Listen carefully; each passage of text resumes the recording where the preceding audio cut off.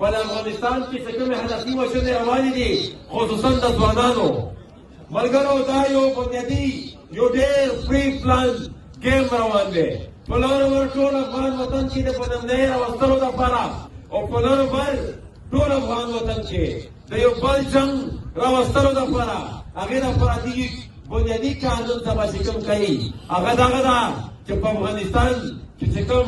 ریاست دی د دې ریاست ماتولو کوشش کوي هدفي وژنې روانې دي دا هدفي وژنې د ځوانانو جرنالستانو روانې دي د مدني فعالو روانې دي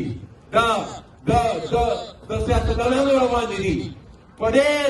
پری پلان طریقې سره کوشش کوي چې د سوسایټۍ چې کوم کریم دی هغه ټارګېټ کړي ملګرو موږ ورته دا وایو چې دا ځوانان خصوصا په هره دسته کې دا خبره کوم چې د دې غورځنګ حدود نشته دا غورځنګ به د دې افغان وطن ژغورنه کوي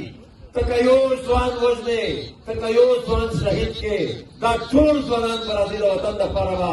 دا د وطن د ژغورنې دپاره به دا ستا مخې ته ولاړ